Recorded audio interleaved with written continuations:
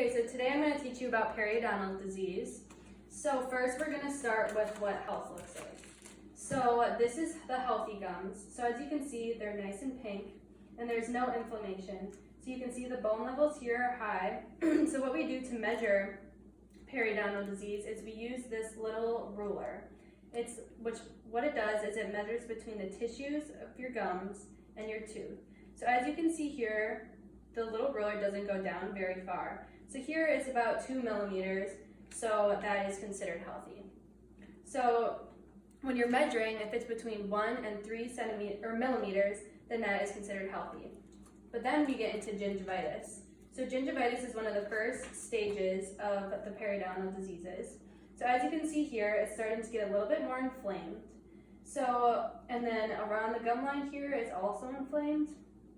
And as you can see, the pocket here is now getting around 4 millimeters. So 4 to 5 millimeters is what is going to be gingivitis, which is the first stage. So disease is caused by poor oral hygiene. So poor oral hygiene can be caused from not brushing enough, not flossing enough, not flossing at all, or infrequent dental care. So how often would you say you brush and floss? I really don't floss, and I brush my teeth. I try to twice a day, once for sure. Okay, so then I also saw that it's been 2 years since you've been to the dentist. So what happens is first plaque goes on your teeth. And plaque is like this sticky film that accumulates on your teeth, but that can be removed by yourself. So you can remove that by brushing more often and flossing.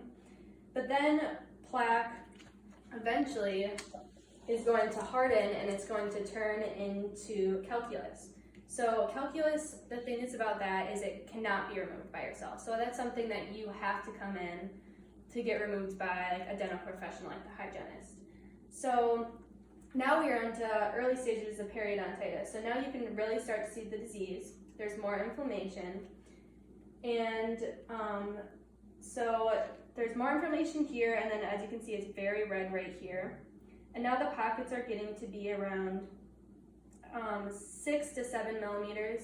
So what I saw in your mouth when we did this probing is we saw that you had quite a few 5 to 6 millimeter pockets, and then you also had about 7 millimeter pockets. So now periodontitis, as you can see, the bone levels are starting to go down. So the thing about the bone loss is that can start to have teeth mobility, and it actually can, and once it gets down to be even farther, that can cause you to actually lose your bone, or lose your tooth because of the bone loss. And the thing about bone loss is it cannot regrow. So once the levels get down far enough, so it won't grow back. So that's why you want to come in and get it checked out as soon as you possibly can.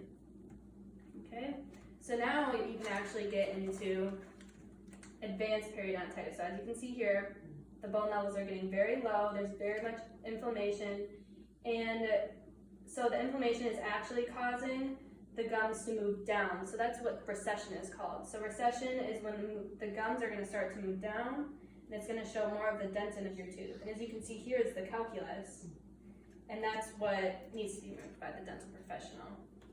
Does that hurt?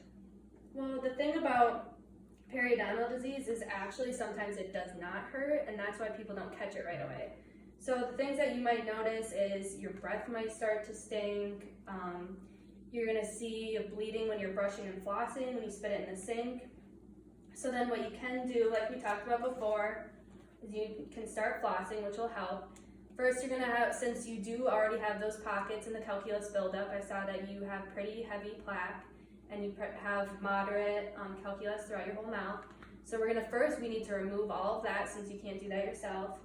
And then we're going to have you, when you get home, to start implementing some of these techniques like flossing more often. Probably start doing that 3 times a week, and then you can progress into eventually doing it every day.